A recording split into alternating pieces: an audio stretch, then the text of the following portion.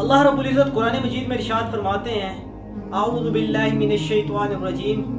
قل انی اخاف ان عصیت ربی عذاب یوم عظیم۔ اللہ رب العزت قرآن مجید میں اللہ کے نبی صلی اللہ علیہ وسلم سے مخاطب ہو کر فرما رہے ہیں کہ اے محبوب فرما دیجئے انی اخاف،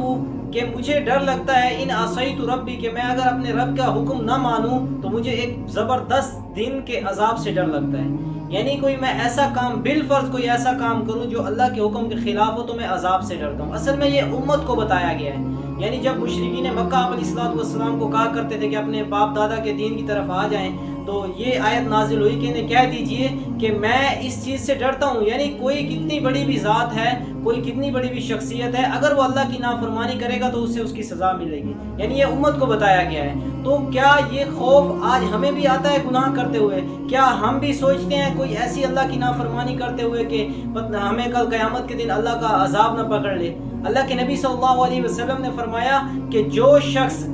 اللہ کے خوف سے، جو نوجوان زندگی میں ایک مرتبہ بھی رویا ہوگا، اس کا جہنم میں جانا ایسے ہی امپاسبل ہے، ایسے ہی ناممکن ہے جیسے گائے کے تھنوں سے نکلا ہوا دودھ واپس نہیں جاتا، یعنی جیسے وہ دودھ واپس نہیں جا سکتا ہے اس راستے سے، تھنوں کے راستے سے، اسی طرح سے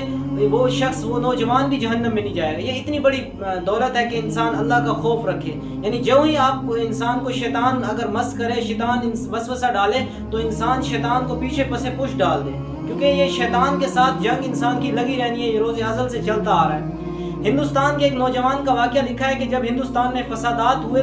تو ایک لڑکی جو ہے نا، نوجوان خوبصورت لڑکی تھی، نواب کی کسی کی بیٹی تھی، وہ ایک مسجد میں آئی، اور مسجد میں ایک مدرسے کا طالب علم بیٹھا ہوا تھا اور وہ درس و تدریس کا کام کر رہا تھا، اس میں بزی تھا۔ تو اس لڑکی نے آ کر کہا، اس کا لباس بھی تھوڑا غیر شرعی تھا، اس نے کہا کہ میں یہاں پر رات گزارنا چاہتی ہوں، رات کا وقت تھا۔ تو اس نوجوان لڑکے نے کہا کہ نہیں، تم یہاں رات نہیں گزار سکتی، لیکن اس نے اسے اللہ کا واسطہ دیا، اور تو پھر وہ آمادہ ہو گیا۔ لیکن اس نے کہا کہ جو ہی صبح ہوگی تم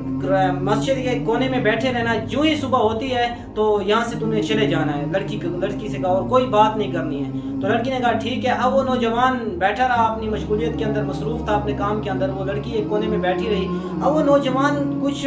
پیریڈ گزرنے کے بعد، کچھ ٹائم گزرنے کے بعد آگ جلاتا اور آگ میں اپنی انگلی ڈالتا، پھر وہ آگ بجھ جاتی، پھر آگ ڈالتا، پھر اپنا ہاتھ ڈالتا، اس طرح اس نے پوری رات گزاری۔ اب جو ہی فجر کی اذان کا وقت ہوا تو اس نے کہا کہ اذان کا وقت ہو گیا، اب یہاں سے تم چلی جاؤ، اور کیونکہ لوگوں کا آنے کا وقت ہے، کہ تاکہ لوگوں کے اندر بدگمانی پیدا نہ ہو اور وہ برا نہ سوچیں۔ تو وہ لڑکی کہنے لگی ٹھیک ہے میں تو چلی جاتی ہوں، لیکن مجھے یہ بتاؤ کہ تم یہ ساری رات اپنی انگلی آگ میں کیوں ڈالتے رہے؟ تو اس نے کہا کہ مجھے یہ خیال آتا تھا کہ کوئی دیکھنے والا بھی نہیں ہے اور نوجوان خوبصورت لڑکی ہے، تو میرے دل میں شیطان نے وسوسہ ڈالا، میں ساری رات اسی شش و پنج میں رہا، یعنی اسی کشمکش میں میری رات گزری کہ میں گناہ کر لوں اور شیطان کی مان لوں۔ لیکن میں اپنی انگلی کو آگ پر ڈالتا تھا تاکہ میں یہ دیکھوں کہ میری انگلی یہ چھوٹی سی آگ برداشت کر سکتی ہے یا نہیں، لیکن میری انگلی یہ آگ برداشت نہیں کر سکتی۔ تو میں نے سوچا کہ جو آگ 70 گنا زیادہ ہے جہنم کی، وہ میں کیسے برداشت کر لوں گا۔ تو میں نے ساری رات اسی طرح نفس کے ساتھ اور شیطان کے ساتھ مقابلہ کیا اور میں نے اپنے آپ کو گناہ سے روکا۔ تو وہ لڑکی وہاں سے چلی گئی،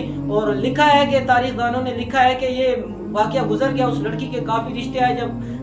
حالات نارمل ہو گئے تو پھر اس نے تمام رشتے مسترد کر دیے اور پھر اسی لڑکے کے ساتھ اس کی شادی کرائی گئی۔ یعنی کہنے کا مقصد یہ ہے کہ جب آپ اللہ کا خوف رکھیں گے، اللہ سے ڈریں گے، تو اللہ وَمَن يَتَّقِ اللَّهَ يَجْعَلْ لَهُ مَخْرَجًا، کہ جو اللہ سے ڈرتا ہے تو اللہ اس کے لیے ایگزٹ ڈور نکالتا ہے، یعنی ایسا راستہ نکالتا ہے جس سے اس کا گمان بھی نہیں ہوتا، اور جو اللہ سے ڈرتا ہے اللہ اسے وہاں سے رزق دیتا ہے جہاں سے اس کا گمان اور خیال بھی نہیں ہوتا۔ تو یہ اللہ رب العزت کی عنایت ہے کہ جب انسان اللہ رب العزت سے ڈرتا ہے تو اللہ رب العزت اپنی رحمتوں کا نزول اس شخص پر کرتی ہے۔